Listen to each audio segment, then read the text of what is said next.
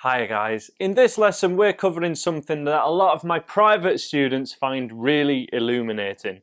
We're going to cover exactly how hard you can press down, or actually how light you can press down with good positioning when we're playing our chords or single notes, to make sure that we're not pressing down too hard and really taxing our hands.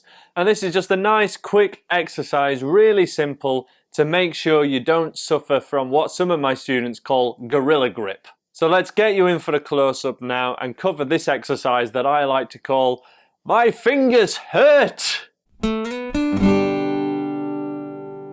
So to do this exercise, I'm going to get you to place your first finger on wherever the first dot is on your guitar. You will see I've got dots here on my frets and also on the top of the guitar as well. Now it's these top ones that are most useful for this exercise, and I'm going to place my first finger right in the center of that first dot, which is on my third fret.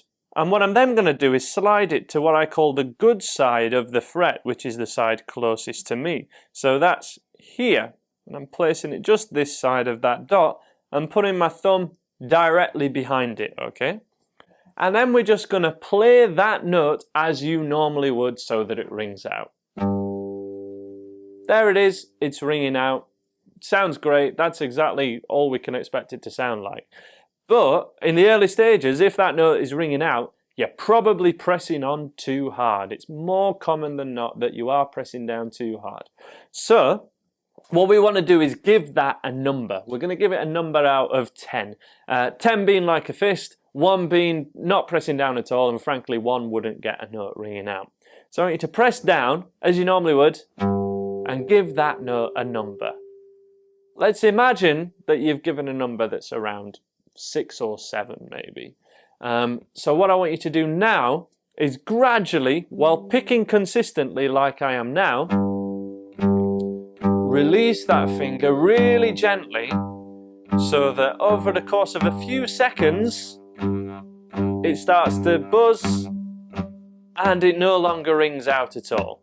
So that's me getting down to 1 basically.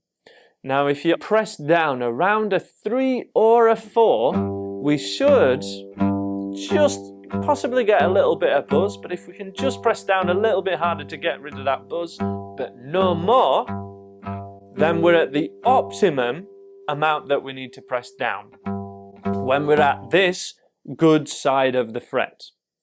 If we move to the other side of the fretboard and press down that same amount, you know, a 3 or a 4 for example, or whatever your number was, you'll find that, oh, it no longer rings out and I have to press on kind of back to a 7 or an 8 or even a 9 to get that note ringing out. So there's 2 real points there. When we're at the good side of the fret, press down a 3 or a 4 and no more at all. Otherwise, you're going to get far bigger lines in your finger than needs be at the moment, and there's no need, there's no real benefit of that. However, when we're at the kind of bad side of the fret, we know we have to press down harder, and that's something that we really want to avoid. So with your E chord and your A chord, we want to make sure that both of them are really at this far side of the fret and not over here. And just really check that that's happening, especially on the A chord, because it can be a bit of a squeeze, but I can get all 3 of those. You know, first finger's right on where the dot would be in the middle of that fret. And that is ideal positioning, and if they're over this side of the fret and there's a gap here, be aware that you are going to have to press down much harder. You're going to get big lines in your fingers, and you're not going to be a very happy bunny in the first few weeks and days of playing guitar.